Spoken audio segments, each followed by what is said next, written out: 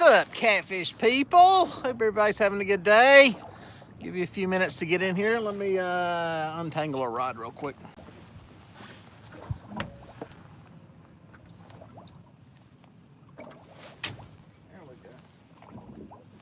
There we go.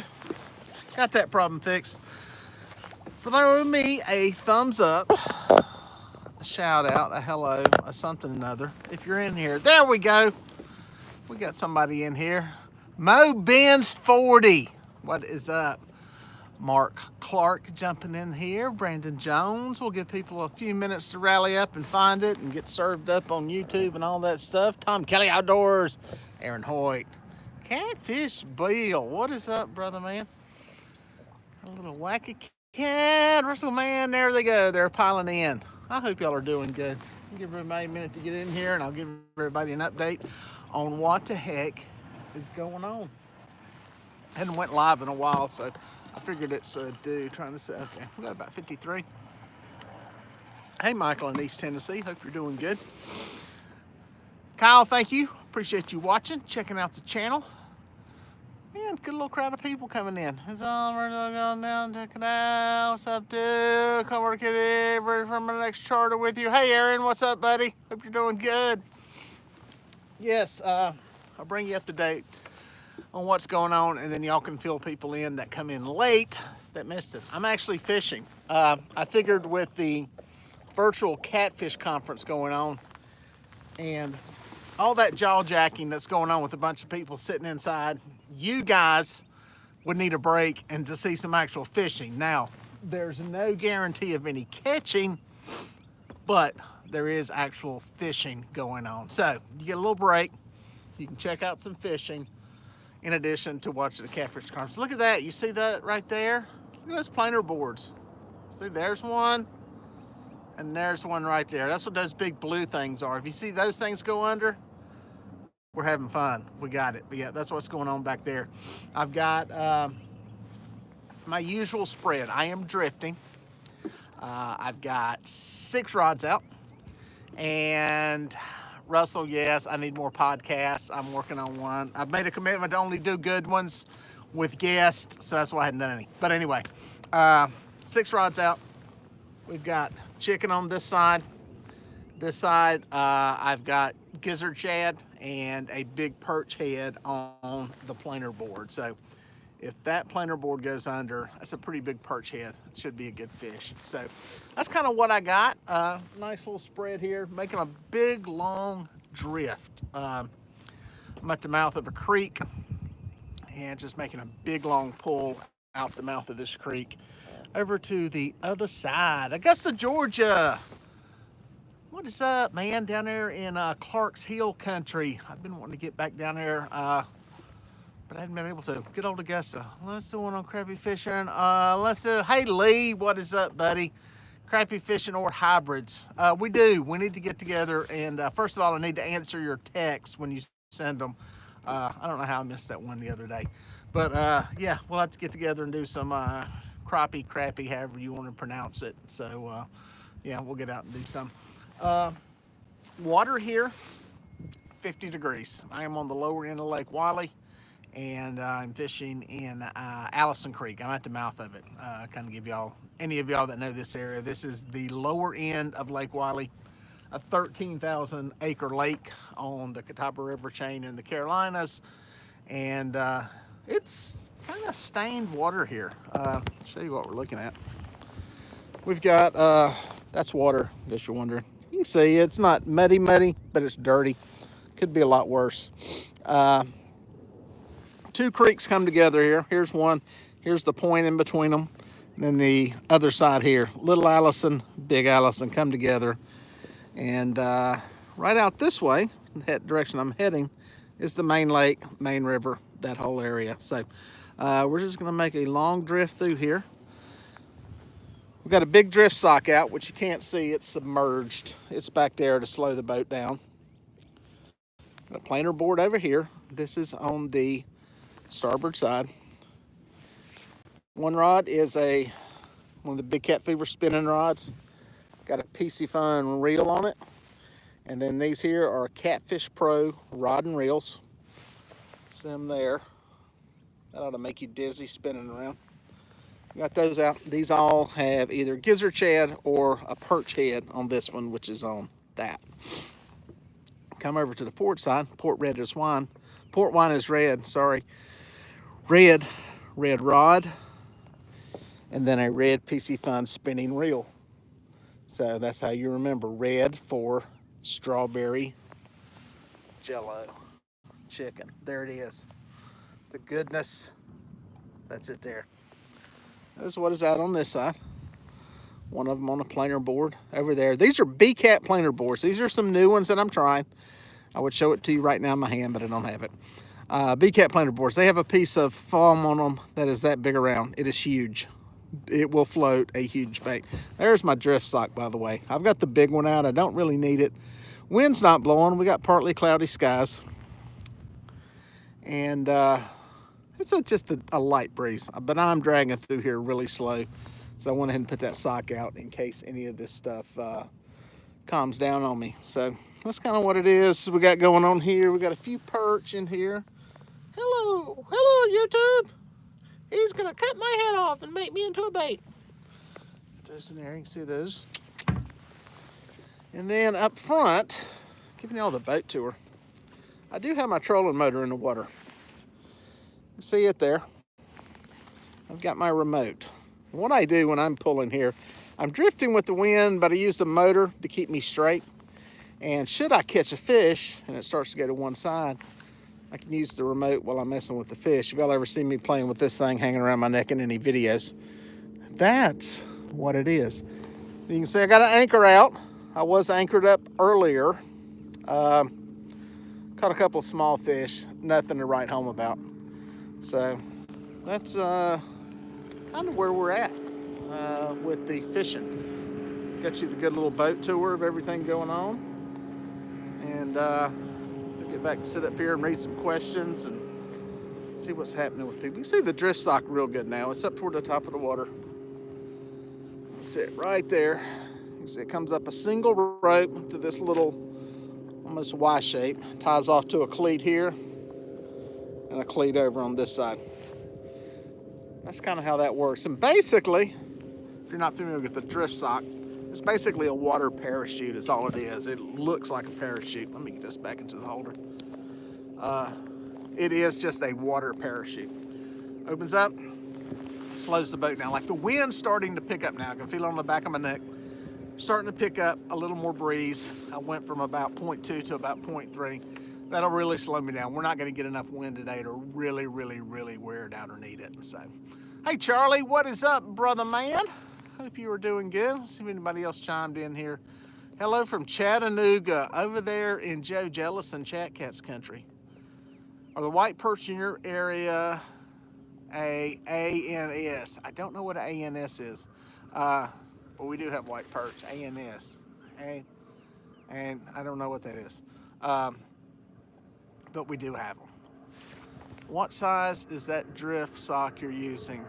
Corey, it's an Easterland drift sock. It's one of their 10 footers. That's a jet boat over there, by the way.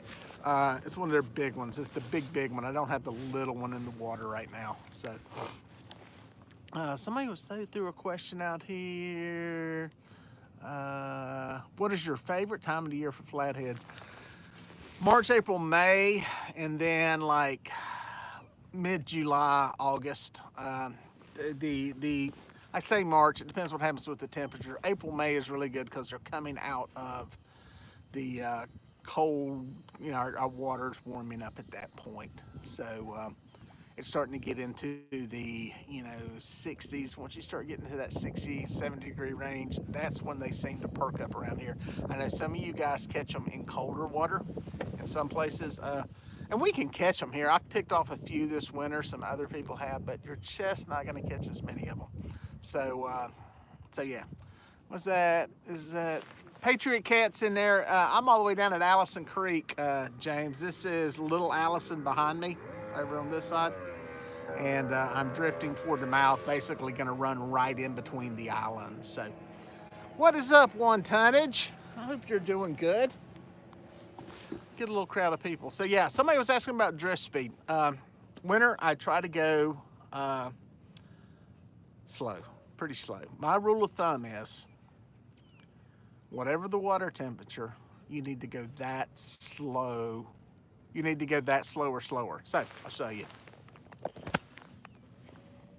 You see right here, water temperature is 50. Put that decimal in front of it, 0.5 or slower. And as you can see, I'm doing anywhere from 0.1 to 0.2. I'm really barely moving right now. I've got my motor's actually turning, which I'm surprised I'm going as slow as I am, but that is a big drift sock out. But yeah, you can see the water's pretty chilly. We got a little bit of life down here. Here's where I'm at fishing. Coming out, basically zoom this out a little bit so you can see what we're doing. Jump around here.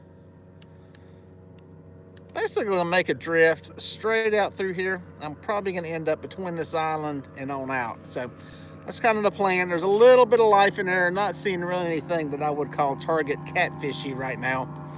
A little school of probably some little threadfin or something there toward the bottom. Smaller fish toward the bottom. Nothing super duper crazy great. So hopefully that answered you something there. Let me get us back in here. Fishing's not been on fire today. I caught, I don't know, 2 or 3 fish anchored up earlier. And I hopped a couple of places. I got out here, where that thing is loud. It's one of them little 800-pound jet boats running around. And those are geese. And anyway. Hey, Dieter, when does the spawn start on Wylie? Generally speaking, end of May into June is when most of it starts to happen. I'll show you where the noise is coming from. There he goes. There he goes. See him? There he is. Whee! It's a lovely sound. Welcome to summer. Everything all of the reasons I'm always reminded this time of the year on the halfway decent, warm day that why I hate summertime. But anyway, what was I answering? You were asking a question. I was answering. Oh, spawn. End of May is when middle May, end of May, into June. June is when things really, really, really slow down. And that is when you really start to just see things come to a halt.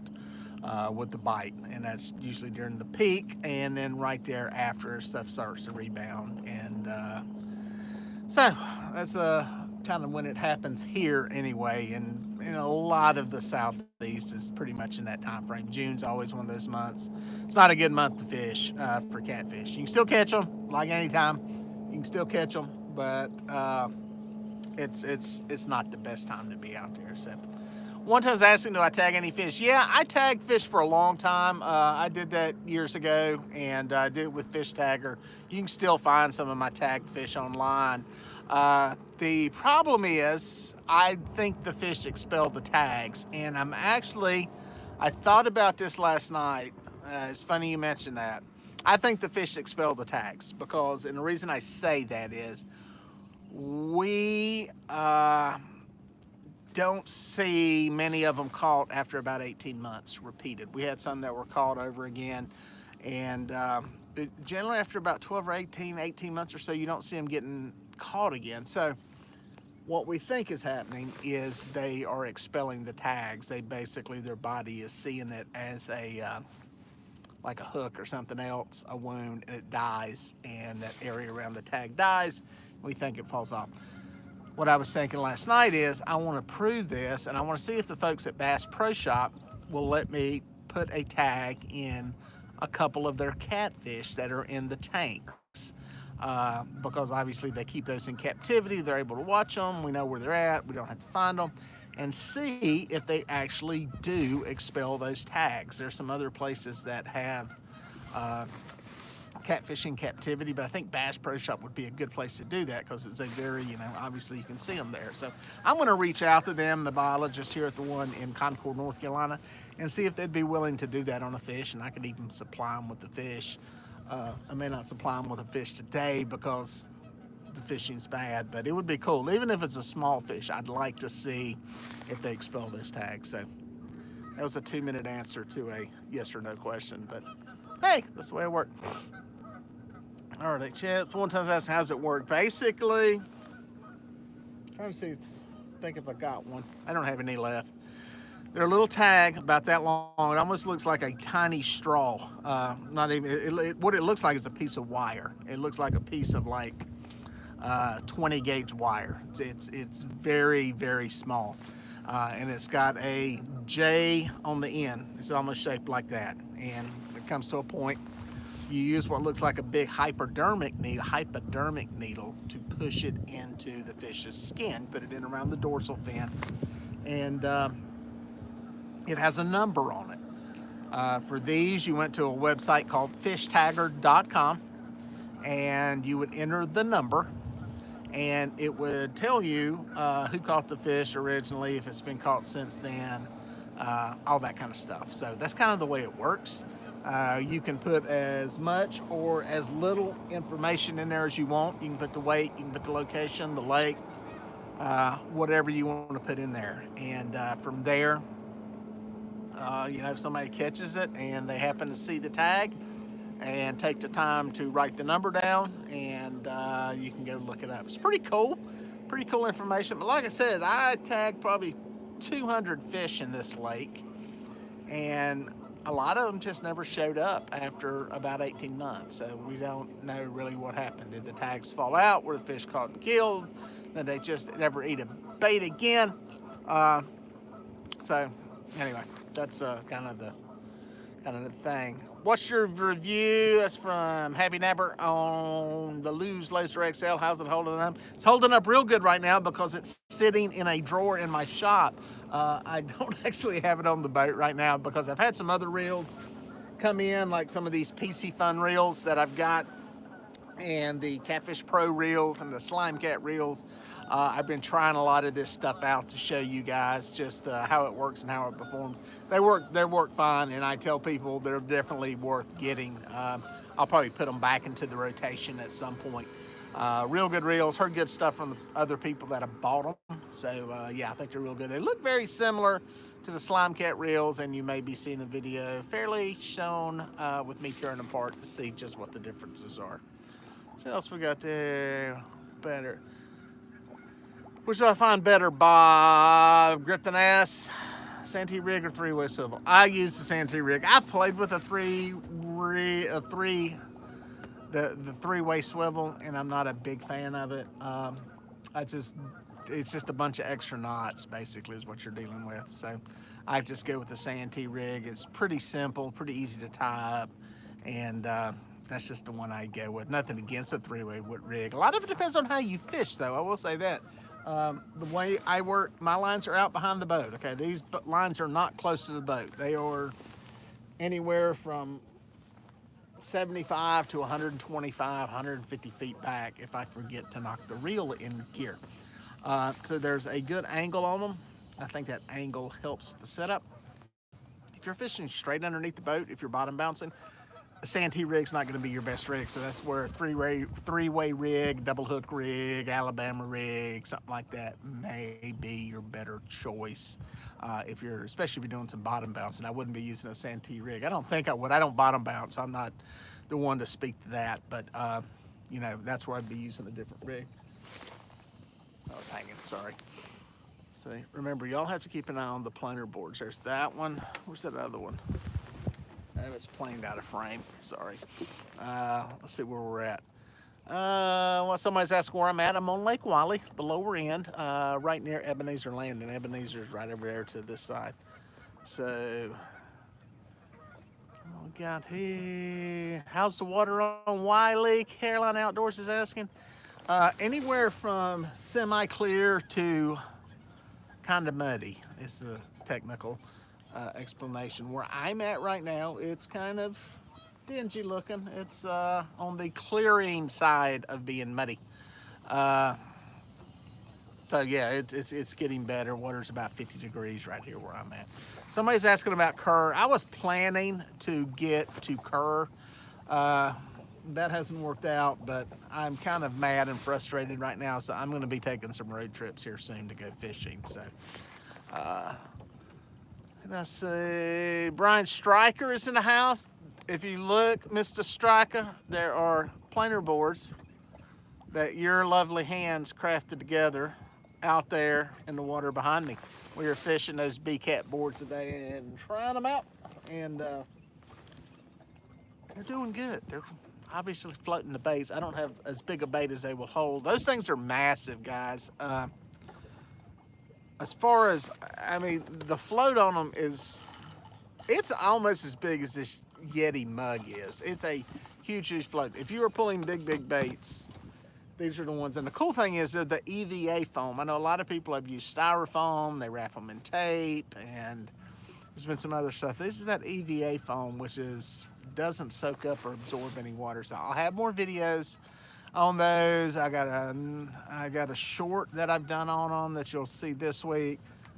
They got a pretty cool clip on them. They got this like atomic drop clip on it that like has a locking arm on it. So they're pretty cool. They're different than the other planer boards I use. I think you guys that use planer boards, they're good. For folks that don't know what a planer board is, let me explain. You'll notice those things, and the boat's kind of skewed here, but that is out away from the boat. What a planer board does is, if you've never used one, you have to be in a boat or in moving water. They basically have a piece of metal underneath them and a float on the top. You attach a line to it through a series of stuff.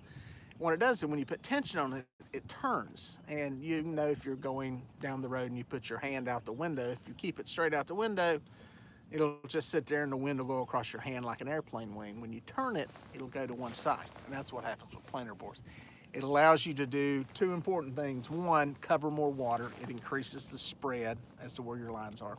The other thing is it can help with keeping lines untangled, having that wider spread instead of everything concentrated right behind the boat. So those are the two purposes. So you don't have to have them. Catch fish just fine without them, but it's another tool to have in the arsenal. So Hilljack said he loves the PC Fun Chaos 60. That's cool. The ones I have are 50s. They're pretty good reel. I don't have them on the boat right now because I was trying to these other ones, but I think I'm going to swap something out to put them back on here because I really like the reels. Maybe I am babying the PC Fun reels too much and not using them enough on here. No, the reason I swapped them out, I started using these PC Fun spinning reels because I know a lot of you guys like spinning tackle because bait casters can be intimidating with the casting and everything. So I started using some of these PC Fun, the Carnivore, which has a bait feeder deal on it. I'll show you what that is in a second. And the Viper X was the other one I'm using. So they are pretty cool. Somebody was asking about the Catfish Pro rods and reels. I've got them on here, still using them. The rods are very, very light. That is the first thing you will notice I got to do, and that's these rods over here, the orange ones. And it's their reels, Catfish Pro. The rods are very light. They are the lightest rods that I have. They don't have the aluminum reel seat like some of these other ones do. That's probably the biggest weight difference, and it's the reason they are much more affordable. I think they're very comparable. I hadn't looked at weight. There's a video coming out on those two that are. Let me flip. Sorry about that. Got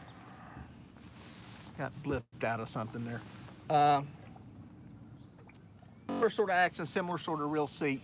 So I'll have a video on those to explain a little bit more. So we got here. And yes, Kylie, Pinky is still on here. Pinky is right back there over that shoulder. It's in a rod move. She's still catching fish. Actually, there are people that come on guide trips with me that actually get their picture taken with Pinky, and it's like a legendary reel. So the Catmax, somebody just mentioned Catmax. I've never used those. Those seem to be good reels. A lot of people use them, readily available. That's another good thing about those. I've never used any of them. Might be something I'll throw on here at some point and try out just to put them through the paces. And they're my goose is about to fly in the boat. They seem to be good reels though. So we got here. Why are you not on the Catfish conference? I don't know. They must not love me. Actually, I made, I think, two or three cameos in a couple of videos for the Catfish conference. I think the folks from Catfish, Katfish, are putting a video up, I think at 4:20 today. Catfish has a video. If you want to see me, you need to watch that video. It is a, I don't want to give it all. Yeah, I will give it all. I'll give a bunch of one. It features Clarence. It's a catfish rat video that I edited way back when I first started my channel, and they never really did. 410. There's Fishing with Clarence, the world's greatest fisherman, and we've had that video forever, and nothing was ever done with it. And Clarence had a vision that was very similar to it. So anyway, you'll have to tune in. It's funny. You'll like it, and you'll get to see me there. So no, am I getting a bite? No, not a bite. Sorry, where was I? Going back upriver. How long until you start going back upriver to fish? Ryan is asking. I went up there the other day. It was hideous. It's why I'm at the other end of the lake. I mean, I want to bounce around and hit it. The problem is right now the constant water flow. I mean, it is just constant water flow through this system. And it's made the river fishing a little more of a pain in the butt than the intermittent water flow that we get. So it's not as much fun. It's a little more challenging. I seem to have better luck down here, blah, blah, blah. So that's why I haven't been back in there. If we get onto a normal cycle of, normal cycle of water releases, normal rain, I'll probably be back up in that area. Somebody's saying something about Lake Marion. That is another one. That's another one that's on my list. There's actually something I made an outline of last night that I'm a film I'm wanting to make down there. So I will be down there. That's another one that's on the list of stuff. I had some revelations the past 24 hours on some stuff I want to do. So so I will be down there. So yeah, keep tuned into the channel. You'll see some stuff when I'm down there. So. Dragon bottom. Corey's asking, is it bouncing or dragon bottom? They're dragon bottom. I don't do any, like, quote unquote real bottom bouncing in the sense that, drifting with the current or holding the rod and all that kind of stuff. This is trolling is what I'm doing. Trolling, drifting, whichever you want to call it. It's kind of a combination between the two. I've got wind pushing me, but I've also got a trolling motor that's controlling the angle and everything. That's what's going on there. Thank you, Didier. We're also going to make some smaller ones also. Yeah, Brian, those are big, dude. I hadn't even pushed the envelope yet on exactly how big a bait I'm going to do. The thing I found interesting about them was, as big as they are, they behave in the wind pretty good. And what I mean by that, folks, is planer boards in the wind sometimes can get swept to one side. If you've got a wind kind of coming in crossways, they can, if the wind, some of them just get played by the wind more, and I don't know what that combination is. If it's the depth of the metal blade, how big the float is, wind's being affected by it. The other thing I like about, I think it's going to be nice about these, as big as they are, is that I think it's going to hook. It's going to. I'm stupid as the best. I think it's going to help the hook set. Just having the resistance there at the top, especially using circle hook. So. A few months ago and haven't hardly caught nothing since. Well, Tim, congratulations on winning that tournament down there. That is Baden is a fickle lake, like some lakes. Don't know what the combination is on some of those lakes and why they're that way. Monticello in South Carolina is another one that can be very fickle and just weird. Sometimes you're catching them, sometimes you're not.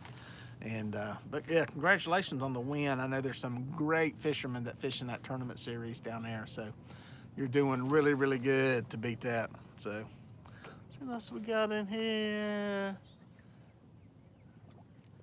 Bullock experience where you're not heckling the live conference. Well, it's like I said earlier when I first got on here. I'm sure most of y'all have probably heard enough jaw jacking from the conference and may want to watch some fishing. So I'm giving you an actual fishing option versus looking at Steve Douglas and Kevin, their heads. You just can only look at their heads for so long. So I'm giving you a fishing option out here on the water to see what's going on if you need a break from it. I tuned into it this morning. I got to see Luke Nichols on there. That was really cool. And I tuned in last night to catch Glenn from the ACA. I wanted to see what he was going to talk about. And nothing profound or earth-shattering there. So I dropped in a few times yesterday. I know they got not commercial breaks, but little breaks and stuff in there. And I seem to tune in whenever those were going on. But I think if you're looking the biggest thing is I'm not looking to buy anything, to be perfectly honest. I got a ton of crap already and a bunch of reels and rods and stuff to... oh, Sharina's in the house. What is up? She's in the house. Y'all say hey. It's my good luck charm. Usually I catch a fish when she shows up. But yeah, I got enough stuff to demo and try out here for you guys and show you what's going on and whether it works, whether it doesn't, and how it works, and good points and bad points. So that's why I hadn't been tuning in to buy anything. It's it's a bad thing about it. It's great that the vendors are getting together and doing something to try to sell their stuff, because a lot of these guys, you got to remember, folks, a lot of these guys bought stuff bulked up, large amounts of whatever they're selling, and in hopes that the Catfish conference was happening. And then when it did it, they're stuck with all this stuff that they got to move. So they're getting rid of that stuff and selling that, and this is a good opportunity for them. But what I was going to say is, nothing beats being able to be there and talk to people, to see you guys and talk to you, shake your hands, take a picture with you, all that kind of stuff. So that's the part that you can't replace. So let's see, is casting distance from boat important? Bob, the only time that comes into play, and it brings up a good point that I was just talking with somebody about, is the length of rods and stuff. I wish some of these catfish rods were shorter. Everything's 7'6", and I think that they're trying to hit a happy medium between boat fishermen and bank fishermen and being able to cast. And for me, casting distance isn't that big of a deal, because most of the time when you're trolling, you're putting lines out, and then you can let out more line.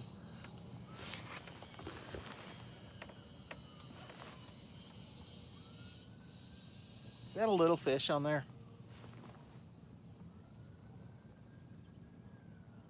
It's either a little fish or some weird bottom. So yeah, casting is not that important unless you're trying to really park away. Keep an eye on that rod right there. From stuff, and cast to it. So I'm not working these rods chunking baits. I mean, it's really not that big of a deal. I'm probably have to check that one. That may be a little bit. Let's see what we got here. Vic was asking Silver Cat Elites. Yeah, I've got 2 of those on here. Very good rods made by B&M. And they also are in the background on my set back in the studio. That looks... I think there's a little fish on there, guys. Let me get this one. Check this real quick.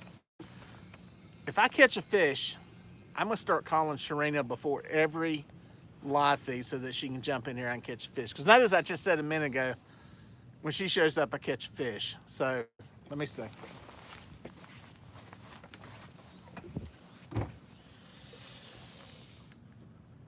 No, I did something else. I did something bad.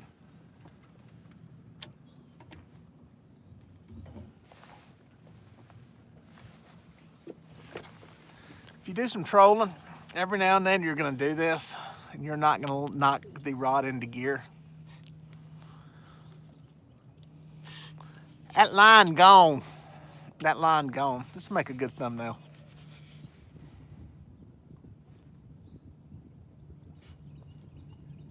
Yeah. I sit here and reel for a minute. That's why the rod was moving. Well, it's one way to re-spool line onto your rod. Really, really tight. You get a good tight wrap doing this.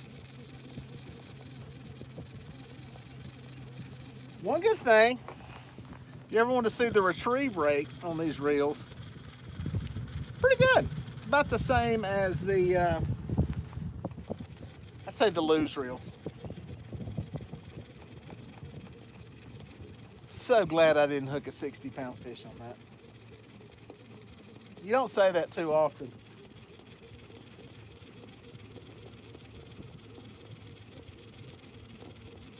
Still here, still reeling. Never mind me, folks. Good time to run to the bathroom, grab a drink. Probably got time to pop some popcorn before I get back.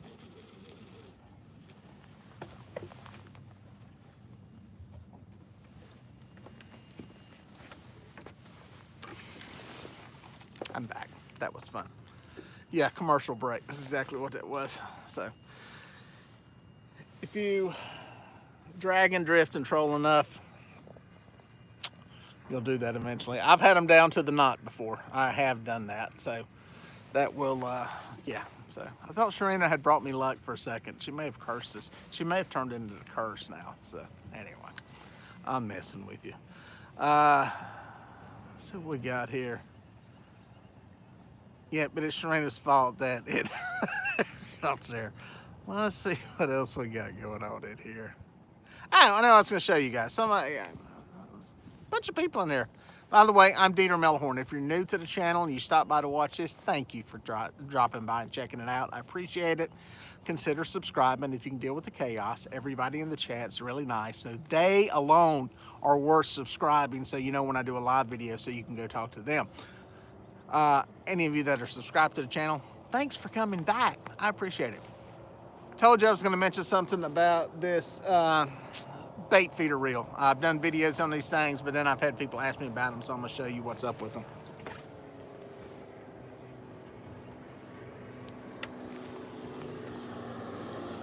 I got to get it over to the side. This has a planer board. This is a spinning reel. It's a bait feeder reel. Over here.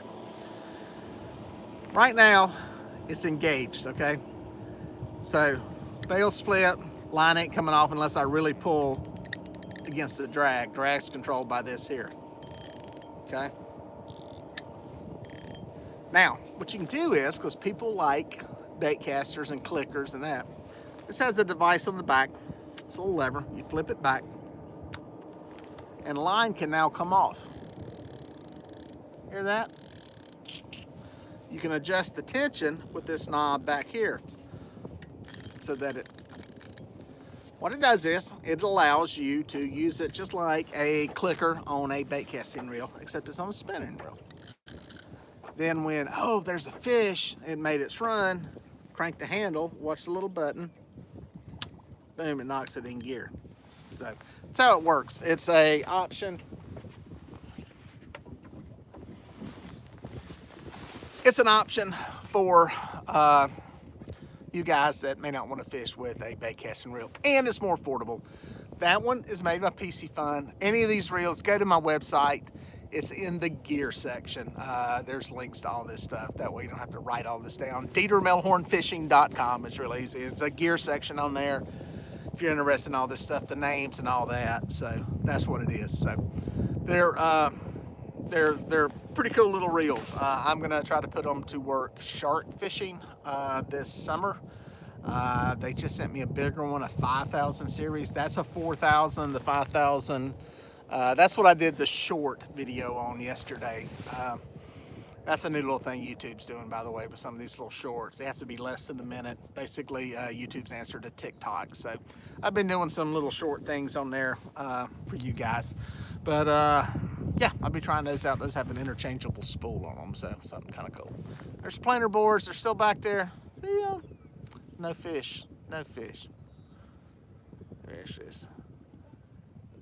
That reel is similar to Akuma Avenger. Yeah, there's several people that make these things, and they're pretty cool reels. Pretty cool reels. I think they're only about 50 bucks, so it's a good, affordable alternative to get into some fishing, fish and tackle, catfish size stuff. Chad was asking about the Catfish Pro Rod. That's what that is, folks, in case you missed it. I was saying earlier, I went over to a minute ago. You probably missed it. Might have come in late. It's cheaper than the other rods, less expensive. It's much lighter than the other. I call them just the normal catfish rods, the Catch the Fever, Big Cat Fever, B&M, and Slime Cat. It does not have an aluminum reel seat, and that's probably one of the reasons it's lighter and cheaper than those other rods. And but so far, I've caught fish on it. I put it in a similar category to an ugly stick catfish rod. It's kind of that same kind of weight, same kind of action, and about the same price point. So a little bit cooler. I'm gonna have a complete video on it, talking about it and all that. So yeah, I'll hit you, keep a lookout for that. Let's see what we got here. Dieter, how booked are you in March? March is kind of bad. There are dates, but there's a lot of dates tied up in March. March kind of, I don't know why March got busy all of a sudden. April's looking better. April's going to be when it really gets even more and more predictable. So yeah, text me after this or go to the website and send me a message or whatever. And yeah, see if there's some dates you're looking at. Let's see who are we looking through here.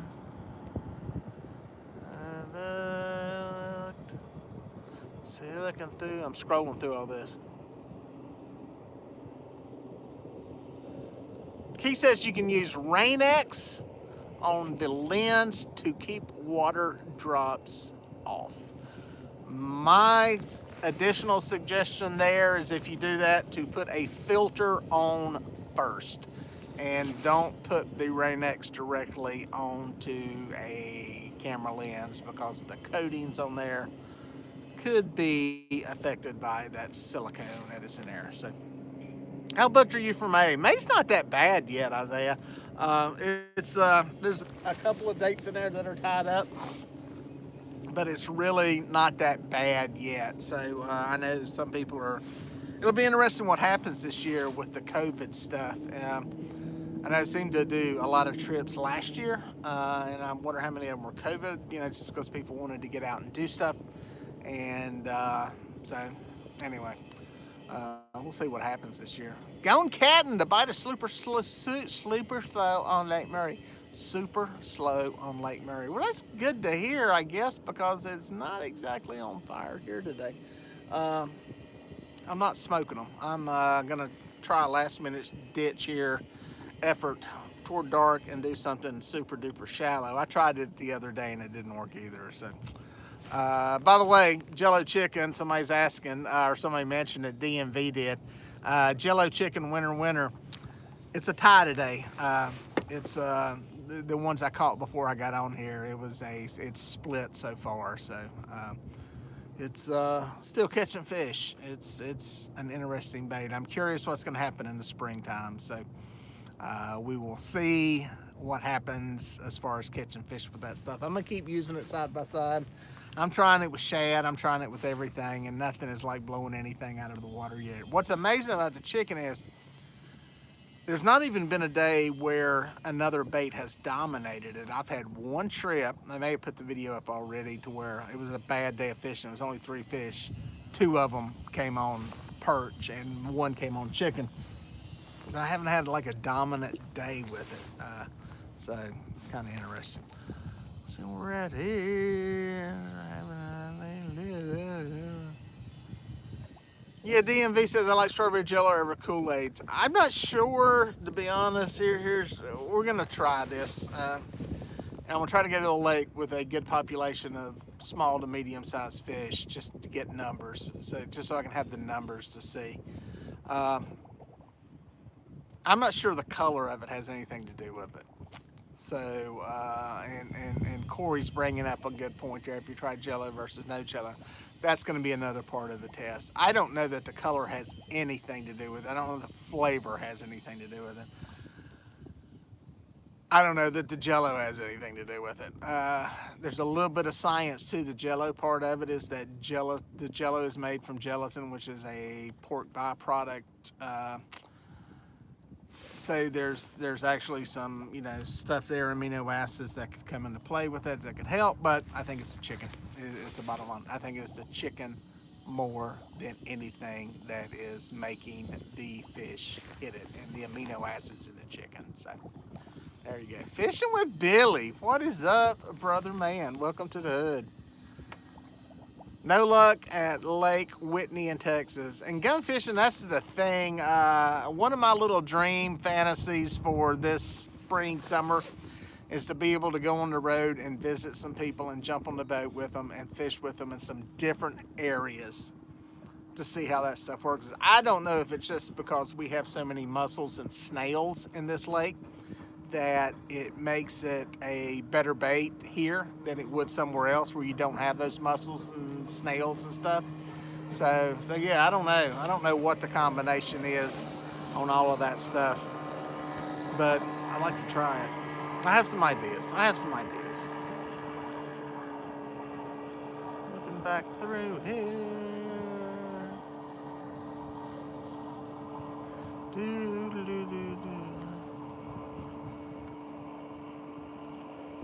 Ryan's asking to I look away. It's tough getting a question in on these things, man. Especially when you get a bunch of people. When I had 400 subscribers, I could do a live feed and there were 12 people in there and I knew everybody by name. It changes a little bit when you get more people coming in, which is great because you can help out a lot more people. But sometimes stuff gets overlooked. Planer board preference on beginner planer boards. Here's what I can tell you. Don't go with the smaller ones. Stuff like the water bugs, the yellowbirds. While I think they may be good for walleye and striper, I don't think they're good for dragging catfish baits.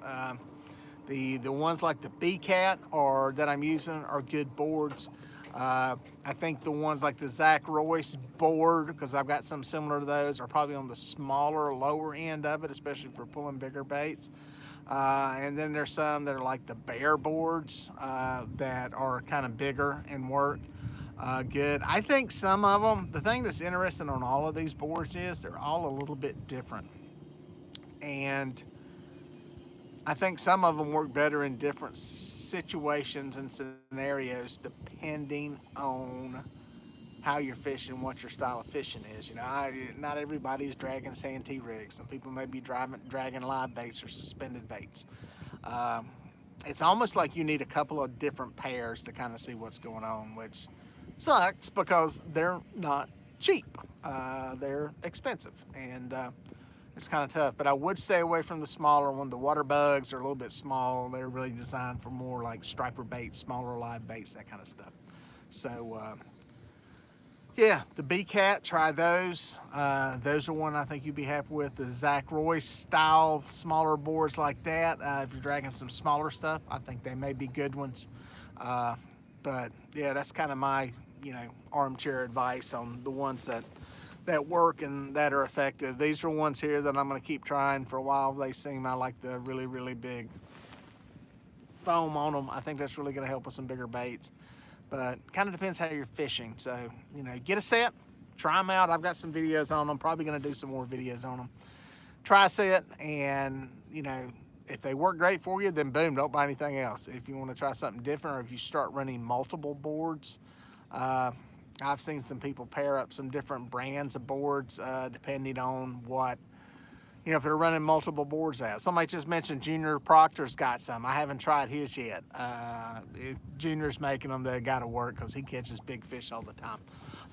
So he's got some. I have to see what those are about. I've seen people run like their outer boards one style and their inner boards another style. Some people run 6 boards at a time doing this. So. And that may vary depending if you're putting out multiple baits or suspending or that kind of stuff. So yeah, that's my armchair advice. Don't get the small ones. Go with some of the bigger stuff. So we got in here. Well, cut snakeheads worked for blue and flatheads. DMV's talking about using cut snakehead for bait. That's kind of cool. That's an interesting thing, and it brings up an interesting topic, and that is nature finds a balance. We talk about invasive species, and I can't think of an instance where a species of fish has completely taken over a waterway because that species of fish has to eat something. And obviously, there's only so much for it to eat. And the other thing is, that species of fish becomes dinner for somebody else. And we've seen that happen with blue cat populations. We've seen it happen with Asian carp populations. And I think in the right fishery, even with the snakehead, luckily we don't have any of those here. We got bowfin, which are commonly mistaken for snakeheads, but we don't have those. You put snakeheads into a pond, they'll pretty much eat everything in there because they don't have any predators. But you get them into a waterway where there's something that can eat them, like a flathead or a blue catfish, nature balances it out. So I heard snakeheads are fun to catch. Daniel Ishmael, what are gas prices like here? Well, I'm live in North Carolina on the North Carolina-South Carolina line.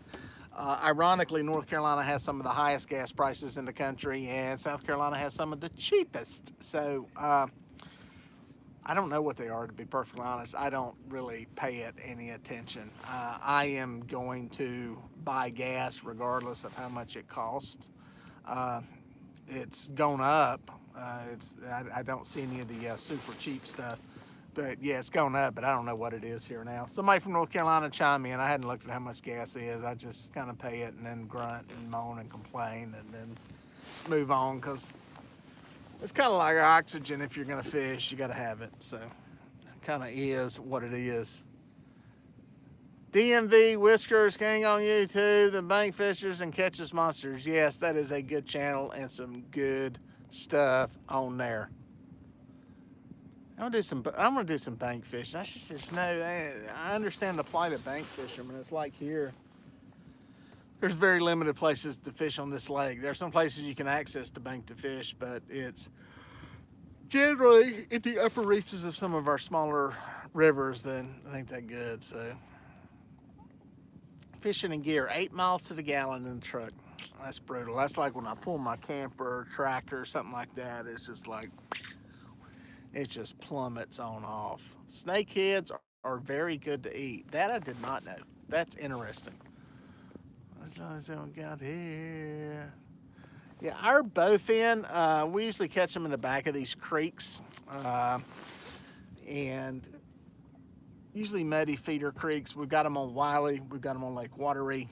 They're interesting fish. They're on Santee Cooper too. They got teeth, and they're interesting. But yeah, it's usually shallow, muddy kind of water is where they show up at. They're pretty cool looking fish. Pretty cool looking fish. Not a single bite on this drag. This is bad. Bad, bad.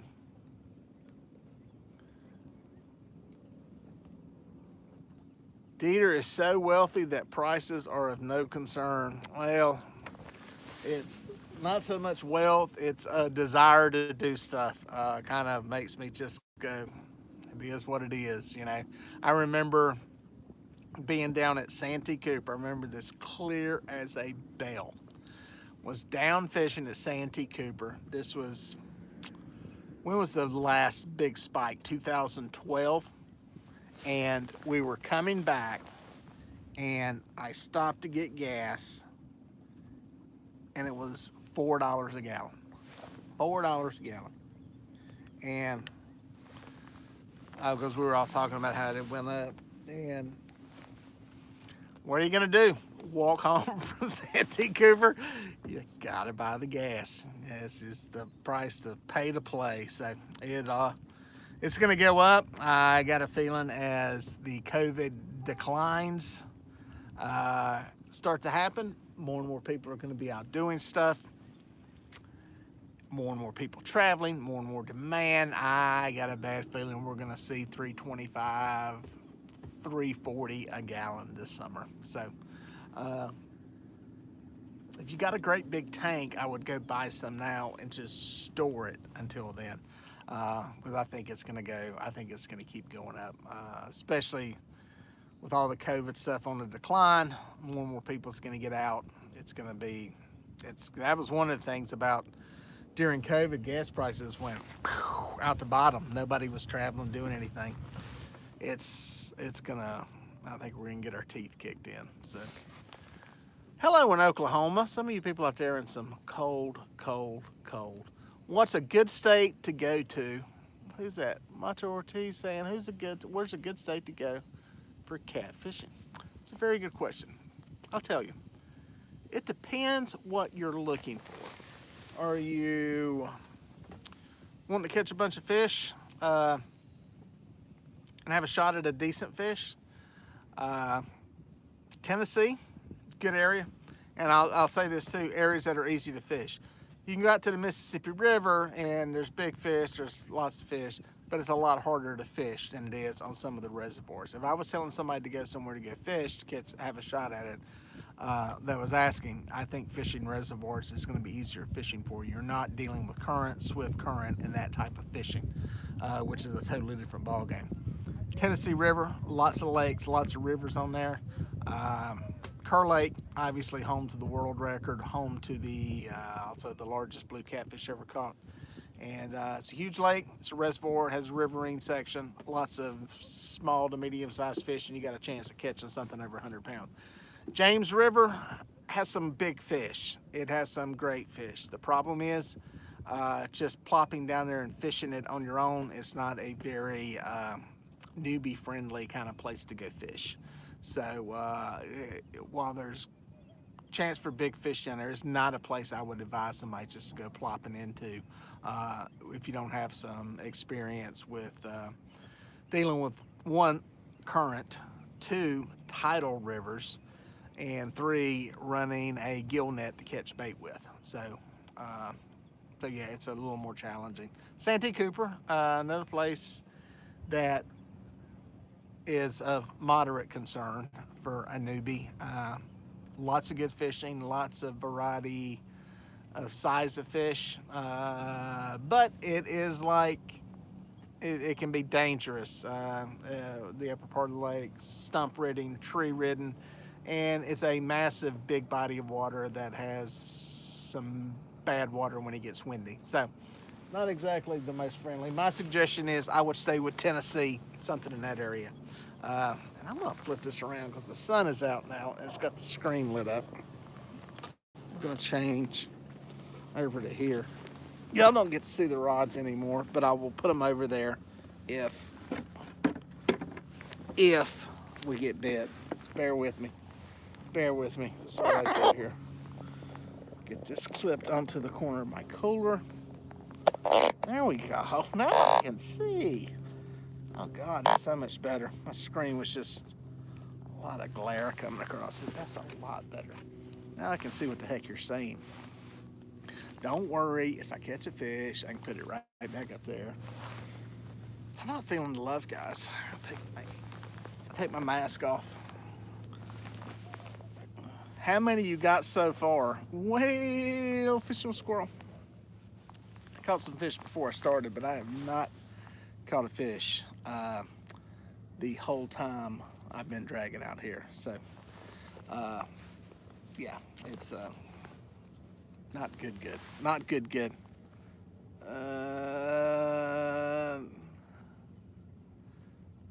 Oh, Scott says I pass him up, but it's still pretty tough. Good. Glad to hear you're not catching fish because it is bad up here.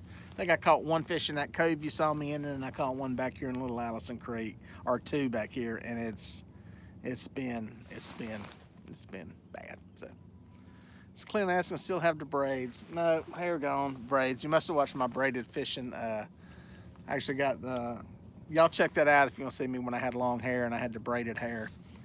It's what you do when you want to win a bet to get a new truck. But yeah, watch that. You get to see me with the braided hair. That was hilarious. With jello and a full moon, hoping to get some shell green. I hope you catch some fish too. You may have better luck. I'm gonna be honest with you, I think the time to be out here is early, and I may be out here early tomorrow. I kind of came out middle of the day today. I wanted to see Luke Nichols talk from the Catfish conference this morning, and so I hung around the house. I was being lazy, I admit it, and but I may get out here tomorrow. It's time to get a haircut. I've got hair sticking up here on the side. Distracted, sorry. Good luck tonight out there though. I hope you catch something. Ever fish Baden Lake? I have, Danny. I fished some tournaments up there several years ago.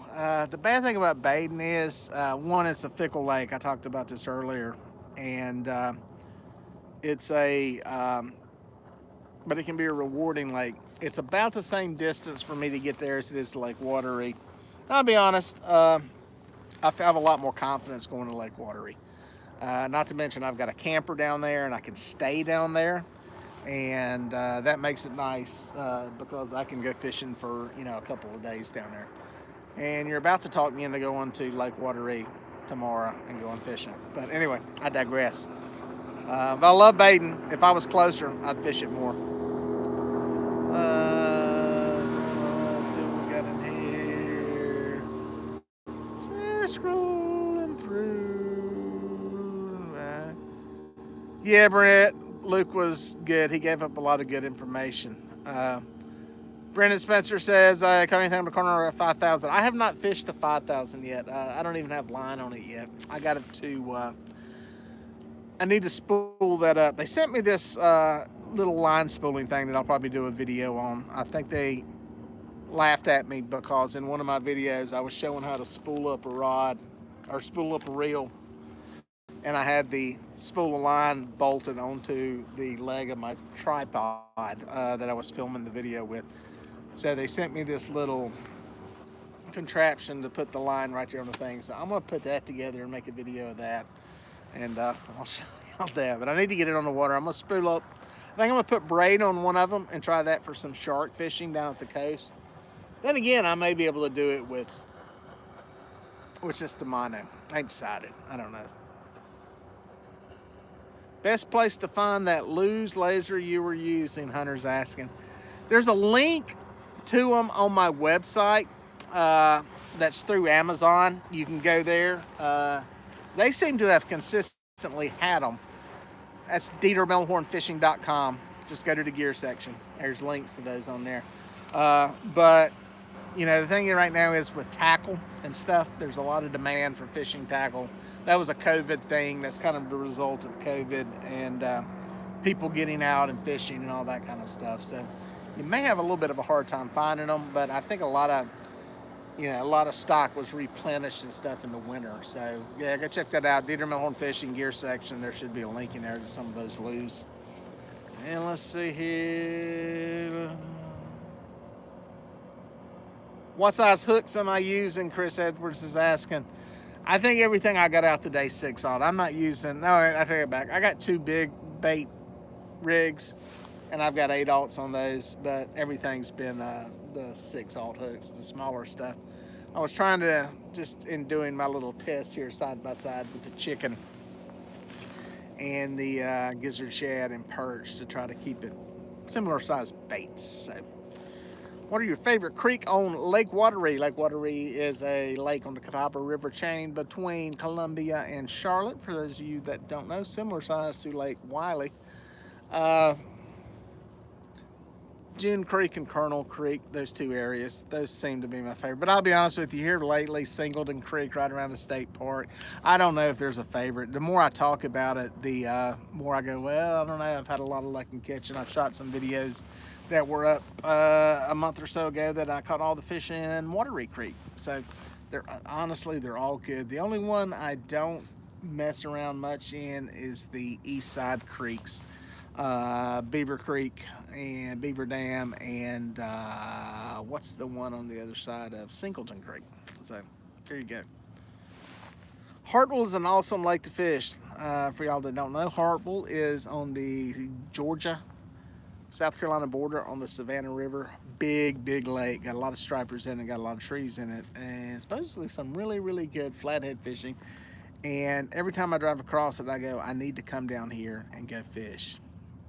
And then I don't. So, Chris, I've used braid extensively drifting for catfish. And a matter of fact, when I was doing one of the spinning reel videos, we got a bite. We got a bite. Shh, gotta sneak up on it. Gotta sneak up on it. Oh, he's a big one. Look at that. Oh, he's gonna break that rod. Oh, ho, ho, ho, ho, ho, ho. Oh, I want to catch a fish. You know what they say? You ever wonder who they is? They is me. Any fish caught live's a good fish. Let's hope we catch it, though. Let's hope we catch it.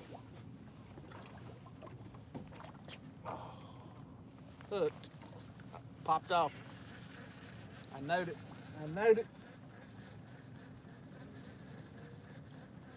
Man. There's the reel, by the way.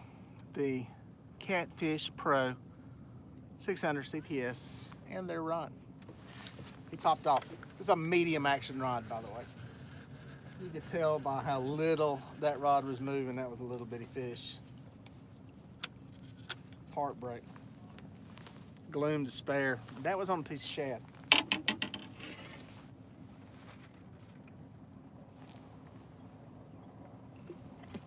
Get another piece of shad.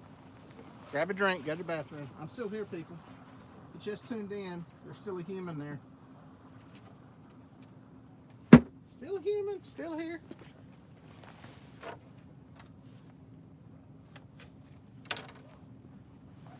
Man, that was a little bitty fish. If he couldn't eat that little bitty piece of bait.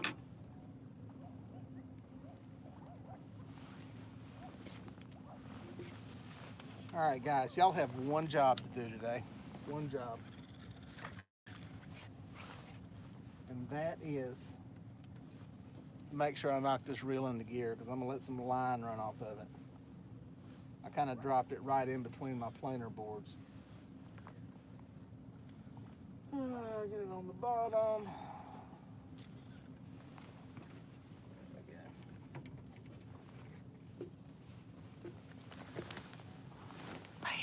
We almost had a fish. We almost had a fish. Way slow. But anyway, y'all got to remind me to knock that thing into gear. I'm going to keep you around a little bit longer. There's nothing on. I'm going to try. Let's skirt right around the edge of this island. See what happens. What about Lake Gaston? No, that is where Zach Royce fishes. Home to the North Carolina State record blue catfish.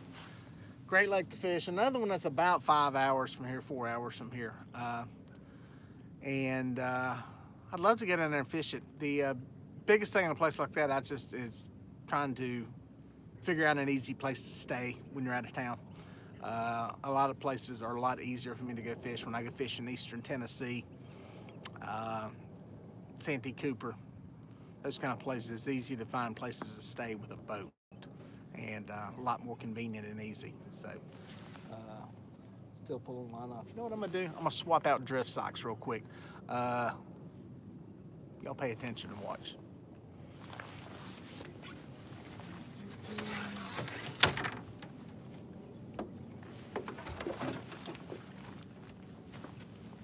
This is the small drift sock. We have really no wind out here blowing. This is a small one from Cabela's. See how big it is. Not that big. All right. I'm gonna put this one on the line and bring in the other ones. This one. That's what it looks like. It's what I call a medium-sized drift sock. I'm gonna swap it out for the big Easterland that's out there. What I do, I'll throw this one off the side, get it inflated, and then pull the other one.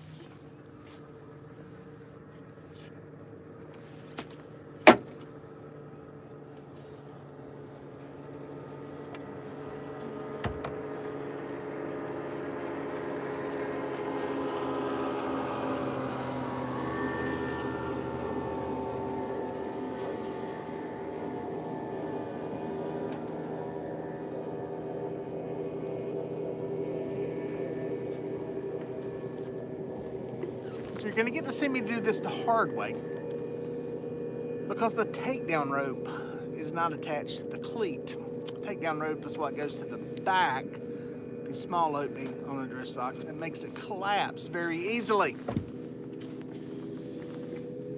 Easily being the word that will not get right here when I pull this one in.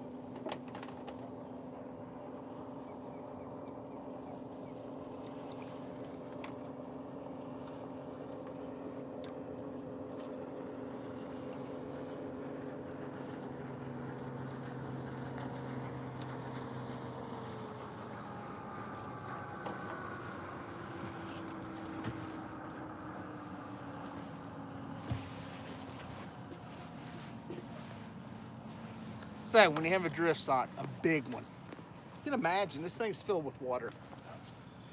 You have this little rope. It's called a takedown rope.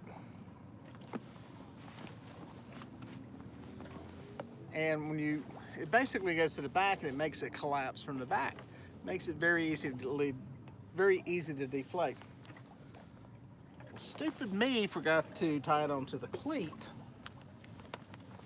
So it's a little more work, but we got it done. As you can see, I'll show you here. Get the other one inflated. This drift sock, this is the Eastern one. This is the Big Mama Jama.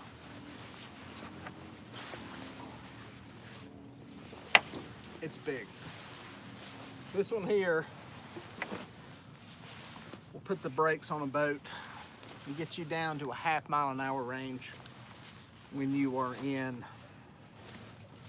12 to 14 mile-an-hour winds on big water. Get above that, you really need to be running 2 of them.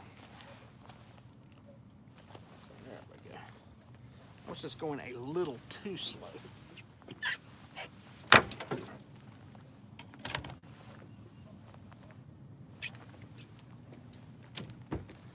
Yes, I did knock that one in gear.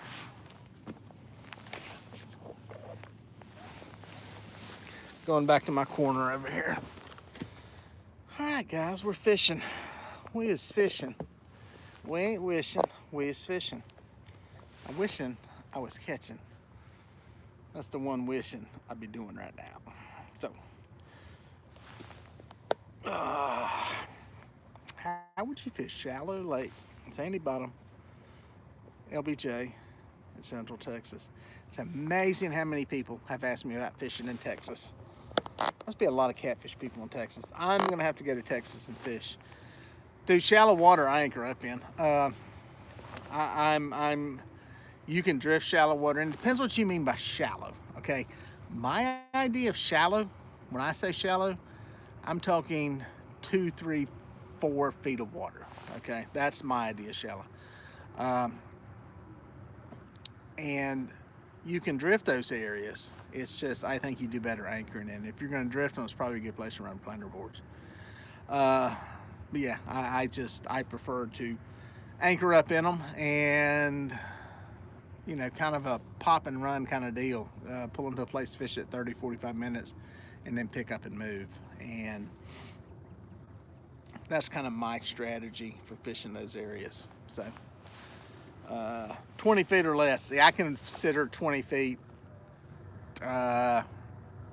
medium range water, especially on our lakes. So your music video is playing at the Catfish conference. Yeah, I wish that video's cool. I was telling Matt, who put it up, I said if I was editing that now, I would edit it different and better. But that guy, that song, if you play that song, you will get it in your head. It's the guy who did it, Taz, is amazing.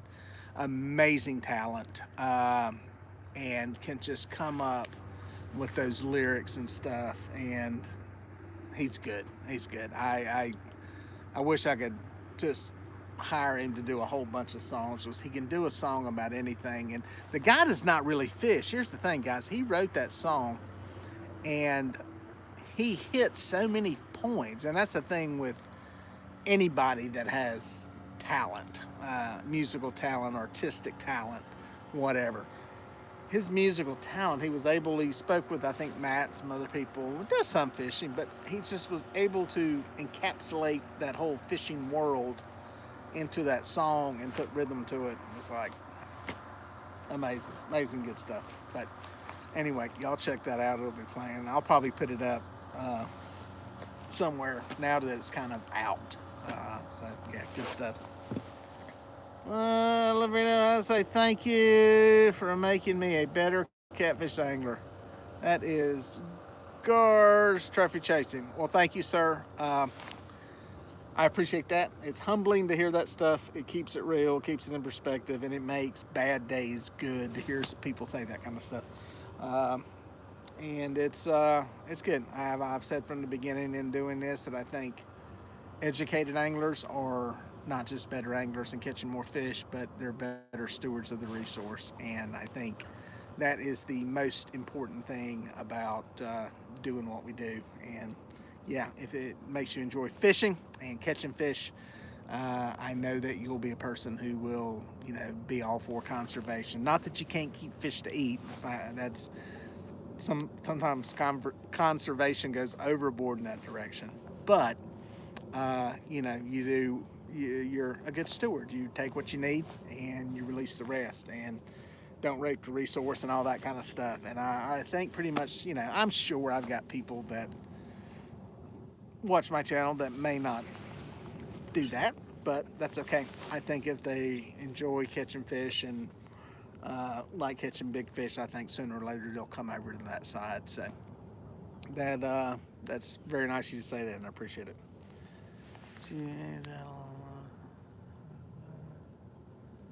Love to show you on the modification channel I should be making. That is my second video on Thursday. Well, that's cool if you got a channel and are jumping into it and cranking out videos.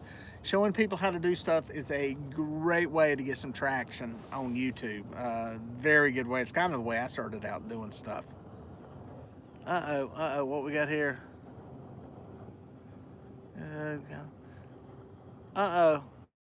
Is that Gerhard from South Africa? What is it with South Africa? I'm getting traction in South Africa. I've had several people from South Africa message me, and it's kind of interesting. From what I'm learning, fishing for catfish in South Africa is something they do there, and there's people that pursue it, and apparently they're using some of our tactics. What I'm going to need to do is get online and see what some of the folks in South Africa are doing to catch catfish, because there may be something we can learn from that world. So it's very interesting that there are people in South Africa watching this, and I find that just amazing. So I appreciate you checking it out and letting me know where you're from, and dealing with our my southern twang on everything. You probably have to get a translator to explain what the heck I say and half the stuff. So thank you.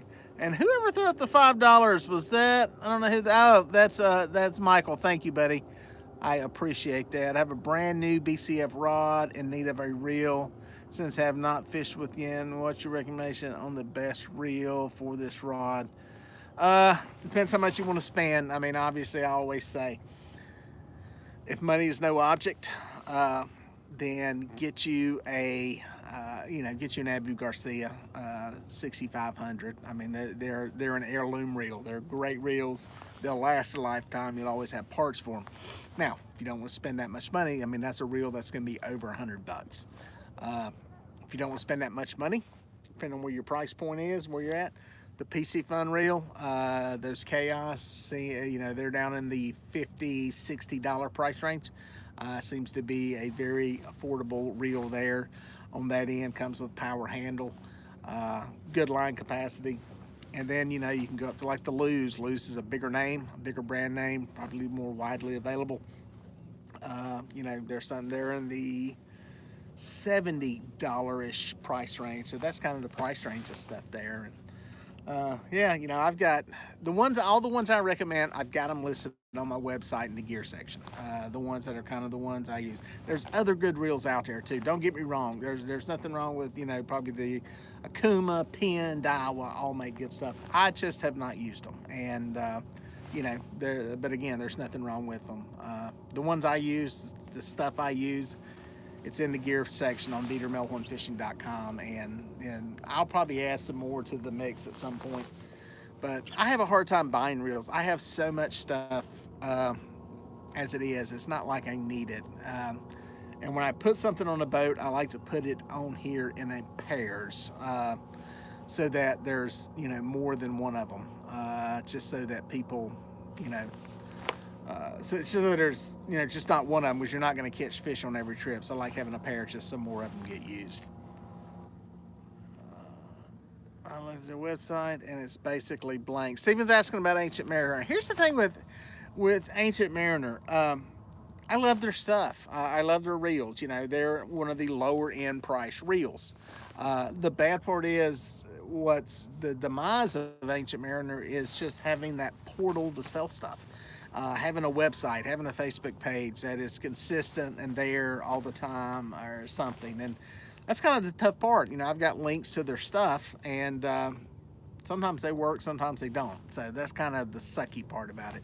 I will say this: I've had 2 or 3 people, like the Paul wore out in Pinky, and I reached out to them and got the replacement Pauls and a worm gear for it that they sent. Another guy I just talked to on the lake a few days ago had one that the worm gear wore out on, and he actually had them send it back and replaced everything in it. So it's just, that's the bad part, is it's such a small operation that there's just not, you know, enough of that stuff to order fulfillment and all that kind of stuff. And that's a pain. It's frustrating. And hey, you lose sales. We're in a world where, and I've told people that have sent me stuff to try out and demo. I said, listen, you know, they'll send me, I got some sinkers sitting home, and I asked the guy, I said, well, when are you gonna have? He said, well, I'm not gonna have the website up until April. I said, well, I'm not gonna show these sinkers off. I said, because when people see them, they're gonna want to buy them.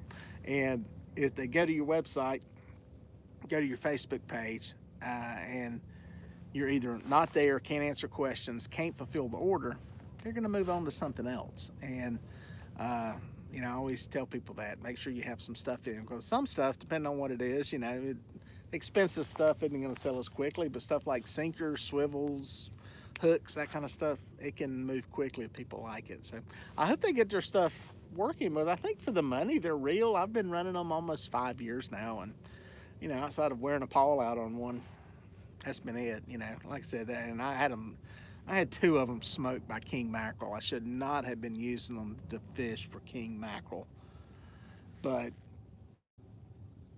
they didn't come apart. So there we go. Anyway, let's see what's back in here. Hopefully my phone doesn't die in the middle of this. I don't even know how much battery I've got left. I'm gonna try to go a little bit longer here. I'd love to catch at least one fish. I'd love to catch a perch, just like I caught something. So, anyway, catching some cats on Lake Norman. Any of y'all that are wondering, what does that say? Can't read the name. Lake Norman is the biggest lake on the Catawba River chain. It's in North Carolina, largest lake totally inside of North Carolina. And it was impounded back in the 60s. Has blue catfish in it. Home to the former state record blue catfish from North Carolina. 33,000 or so acres, very clear water, basically gin clear water most of the time, unless you get above the Highway 150 bridge. There's your biography on Lake Norman. I would be, if I was fishing Norman now, probably, those creeks above 150 are probably going to produce fish. Stumpy and Rocky, any of those is probably going to have fish in the middle of them, because that's where a lot of the bait is relocating to right now. And Hager's Creek's another one, good one this time of the year. Mountain Creek, another good one this time of year to be catching blues in. And you're probably gonna be in that 30, 40 foot range of water in there. I need to go to Lake Norman and fish. Now you got me wanting to go up there tomorrow. Gosh. Any recommendations on electronics? Talking about this before. It is, my screen's going dark because the phone's getting hot. I can't see the name, but I see the question. Here's my recommendation on electronics. I always tell people I use Lowrance. Humminbird is great. Spend as much as you can afford to spend. Make sure you have mapping, and make sure you have just traditional sonar. If you can get size scan, structure scan, live view, all that within your budget, great. I think all of them are going to perform good. I think they're going to give you what you need to catch fish. Those basic things, the traditional sonar and but mapping, charting, whatever. Um, that is the most important thing I think to have. So spend as much as you can spend. You can get a lot of sonar unit for under $1,000 now, but make sure you have the mapping and charting in there. I think that is very, very important. Let's see what we got here.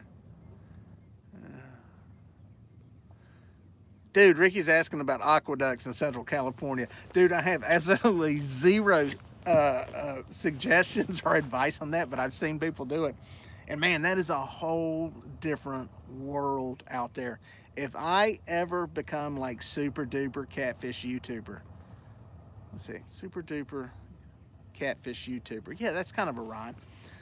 I want to come out there and do that, just to fish in some different places, because that is a totally different world out there. The thing about what's weird about that is like there's such, the way I envision them anyway, I may be totally wrong with this, but there's such lack of like structure or anything to it. And I'm not sure how fast the water moves through them. The ones I have seen are kind of sloped down, is what I've seen people fishing in. And there's always that sliding bank that you can slide down. And I guess water levels vary depending on what's going on and all with them. But yeah, zero advice. That's totally out of my wheelhouse. But I got a feeling some chicken will catch fish out there. That's what I'm thinking. That's what I'm thinking. Thanks for throwing that question out there. Let's see what we got here. Let's see what we got here. Are castable bank fishing fish finders worth the money? Here's the thing with a fish finder you got to understand. You're going to see an area that is about a fourth the depth of the water. Okay? So if it's 100 feet from the top of the screen here to the bottom, okay, you're going to see about a fourth up. It's going to be about 25 feet. That's a big area. You're going to see a 25-foot circle underneath your boat. That's pretty big. If you're in 10 feet of water, you're going to see something that's about that big. So my point being, depending on where you're at and where you're casting those things, they may or may not be effective. If you're only able to cast that thing out into 6 feet of water, well, you know, you're looking at less than 2 feet on the bottom. So it may not buy you that much is what I'm getting at. So there we go. Do you think LiveScope will ever figure in the catfish world? Absolutely it will. And I think people who are really savvy and patient and dedicated and technical can use it now for catching fish, especially when it comes to fishing around structure, brush piles, that type thing for flathead catfish. I think LiveScope has applications there.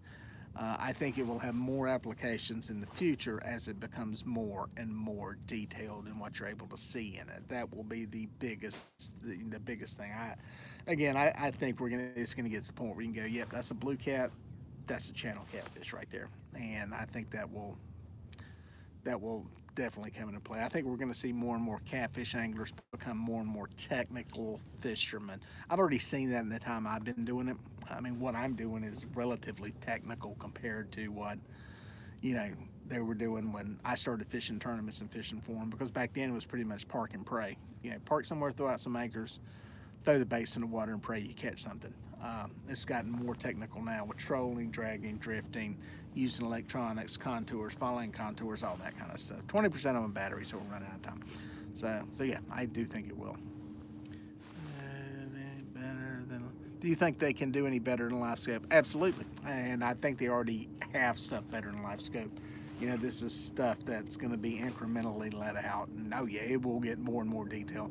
I think the processing is going to be, you know, it's just a matter of how much people want to pay for the processing to be able to do it, to process the information quick enough.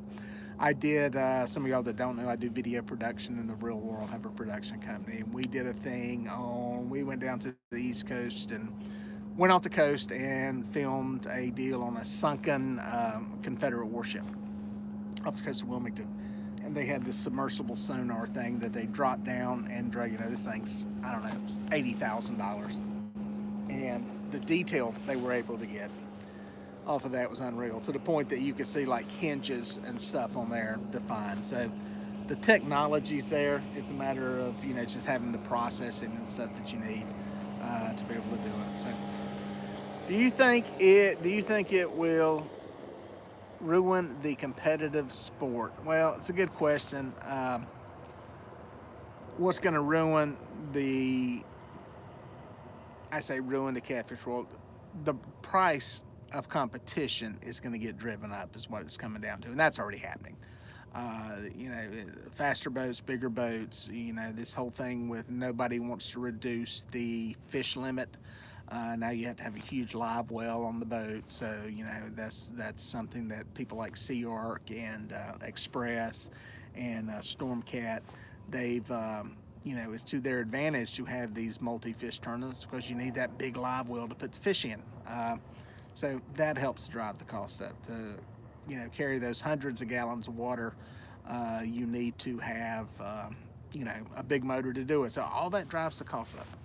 And you know, more technology. You know, once you start having to have live scope to find fish around brush piles, that will drive the cost up even more. So it's an ongoing kind of, you know, thing that it's going to drive it up. So long answer to a short question. Let's see what else we got in here.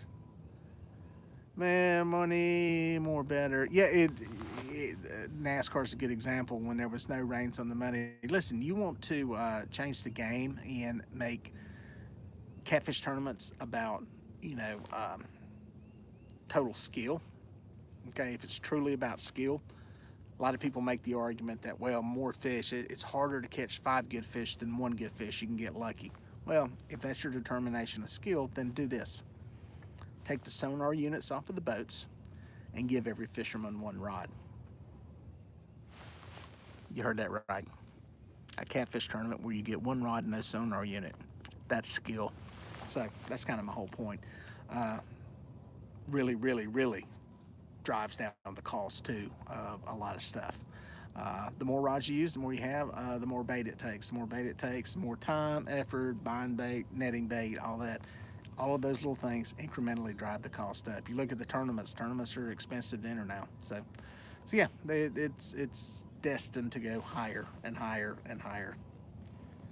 Let's see what else we got in here. I'm gonna have to jump off of here because my phone is about to die. It's going dead. This has been a nice long one. How long have we been on here? Been on here an hour and a half. That's pretty good. Sorry we didn't catch any fish. We had that one that was close, but that's fishing. I may try to do this again tomorrow, so if you're not subscribed, consider subscribing. But yeah, I may try to do this again tomorrow. Weather's supposed to be decent. Probably go to a different lake, some different fishing. Hopefully catch something. Thanks for watching, guys. Talk to you soon.